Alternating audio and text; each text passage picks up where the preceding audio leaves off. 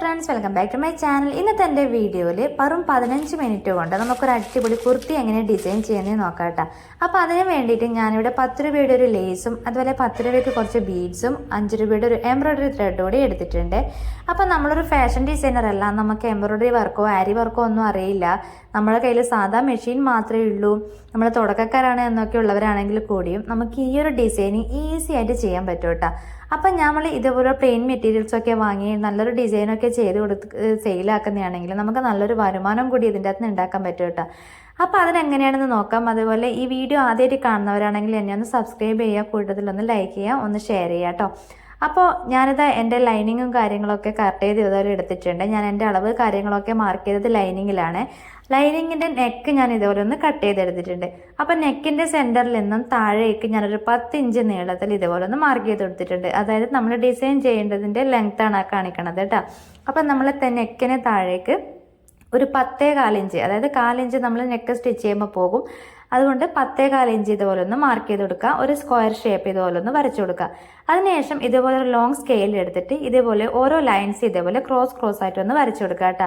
Line തെറ്റാതെ വളയാതെ ഒന്ന് വരച്ചു കൊടുക്കാൻ ശ്രമിക്കണേ. അതേപോലെ തന്നെ നമ്മൾ അതിൻ്റെ ഓപ്പോസിറ്റ് സൈഡും ഇതേപോലെ ക്രോസ് ആയിട്ട് ഓരോ ലൈൻസ് ഇതുപോലെ ഒന്ന് വരച്ചു കൊടുക്കുക.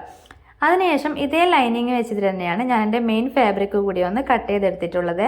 അപ്പം നമ്മളെ തുണി ഒരുപാട് വീതി കൂടുതലാണെങ്കിൽ ആ തുണി നമ്മൾ ലാഭിക്കാൻ വേണ്ടിയിട്ട് നമ്മൾ ലൈനിങ്ങിൻ്റെ അളവിൽ ഇതുപോലെ ഒന്ന് മടക്കി കൊടുത്തതിന് ശേഷം നമ്മളൊന്ന് കട്ട് ചെയ്തെടുക്കുന്നതാണെങ്കിൽ നമ്മൾ അത്രയും തുണി നമുക്ക് സേഫായിട്ട് കിട്ടും കേട്ടോ.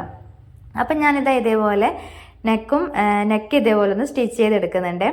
അതിനുശേഷം നമ്മളെ മെഷീനിലെ കേസിനകത്ത് നമ്മളെ എംബ്രോയിഡറി നൂല് ഇതേപോലെ ഒന്ന് ചുറ്റി കൊടുക്കുക കേട്ടോ. നമ്മൾ സാധാരണ സ്റ്റിച്ച് ചെയ്യുമ്പോൾ മെഷീനിൽ തന്നെ വെച്ചിട്ട് തന്നെയാണ് നമ്മൾ ത്രെഡ് ഇതിലേക്ക് ചുറ്റി കൊടുക്കാറ്.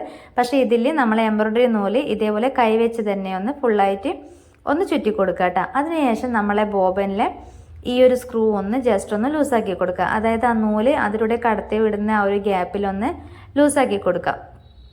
അതിനുശേഷം നമുക്കിതെങ്ങനെ സ്റ്റിച്ച് ചെയ്യുന്നതെന്ന് നോക്കാം. ഞാനിതാ ഇവിടെ നെക്ക് ഇതുപോലെ ഒന്ന് അറ്റാച്ച് ചെയ്തെടുത്തിട്ടുണ്ട്. നെക്ക് ഇതുപോലെ ഒന്ന് സ്റ്റിച്ച് ചെയ്തെടുത്തിട്ടുണ്ട് കേട്ടോ. അപ്പം നമ്മൾ ആ വരച്ചു കൊടുത്ത ലൈൻസ് ഉണ്ടല്ലോ, നമ്മൾ ലൈനിങ്ങിലാണല്ലോ വരച്ചു കൊടുത്തത്. ആ വരച്ചു കൊടുത്ത ലൈൻസ് ഇതുപോലെ മേലെ ഭാഗം വെച്ചിട്ട് ആ ലൈൻസിലൂടെ നമ്മൾ ഇതുപോലൊരു സ്റ്റിച്ച് ഇതുപോലെ ഇങ്ങനെ അതായത് ആ ലൈനിലൂടെ ഇതേപോലെ ഒന്ന് സ്റ്റിച്ച് ചെയ്ത് കൊടുത്താൽ മാത്രം മതി. നമ്മളിതുപോലെ സ്റ്റിച്ച് ചെയ്യുമ്പോൾ താഴെയുള്ള തുണി നീങ്ങിപ്പോകാനൊന്നും പാടില്ല കേട്ടോ. അതിന് വേണ്ടിയിട്ട് നമ്മൾ സൈഡിലൊക്കെ ഓരോ പിന്നൊക്കെ ഇങ്ങനെ കുത്തി വെക്കുന്നത് നന്നായിരിക്കും. അപ്പം നമ്മളെ തുണി ഇങ്ങനെ തെന്നി മാറി പോവില്ല. അപ്പം നമ്മൾ വളയാതെ ഇതേപോലെ ഒന്ന് എല്ലാ ലൈൻസിൽ കൂടിയും ഇതേപോലെ ഒന്ന് ജസ്റ്റ് ഒന്ന് സ്റ്റിച്ച് ചെയ്തെടുക്കുക. അപ്പം നമ്മളെ ഫ്രണ്ട് പീസിൽ ഇതേപോലെ നല്ലൊരു ഡിസൈൻ തന്നെ നമുക്ക് കിട്ടിയിട്ടുണ്ട് കേട്ടോ. അപ്പോൾ ഇത് ഫ്രണ്ട് പീസിൽ ഇതേപോലെ കിട്ടിയത് നമ്മളൊന്ന് ജസ്റ്റ് ഒന്ന് ചെക്ക് ചെയ്ത് നോക്കുക കേട്ടോ. അതായത് നൂലൊക്കെ അവിടെ ഇവിടെയൊക്കെ പൊന്തി കിടക്കുന്നുണ്ടെങ്കിൽ അതൊക്കെ ഒന്ന് കട്ട് ചെയ്ത് മാറ്റുക. അതുപോലെ എവിടെയെങ്കിലും ഗ്യാപ്പ് ഉണ്ടെങ്കിൽ ആ ഗ്യാപ്പ് ജസ്റ്റ് ഒന്ന് ഫില്ല് ചെയ്ത് കൊടുക്കുക.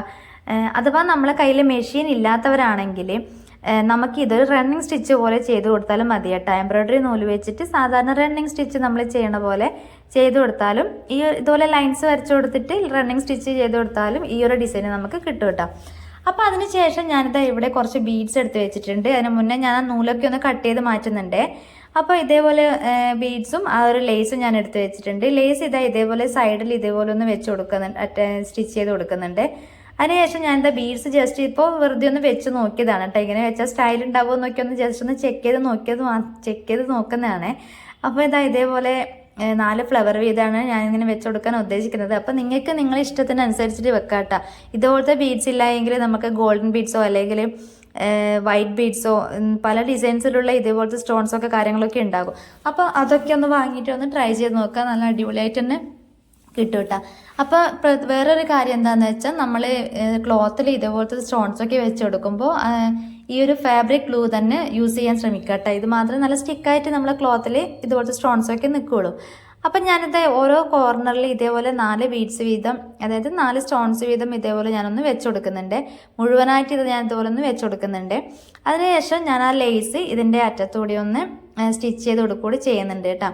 അപ്പം ഞാൻ അറ്റത്തൂടെ സ്റ്റോൺസ് വെക്കുന്നതിന് മുന്നേ ലേസ് ഒന്ന് അറ്റാച്ച് ചെയ്ത് കൊടുക്കുന്നുണ്ട്. ഇല്ലെങ്കിൽ ആ സ്റ്റോൺസ് അവിടെ കിടക്കുമ്പോൾ നമ്മൾ അതിലൂടെ സ്റ്റിച്ച് ചെയ്യുമ്പോൾ നമ്മുടെ സൂചി പൊട്ടിപ്പോകാൻ ചാൻസ് ഉണ്ട്.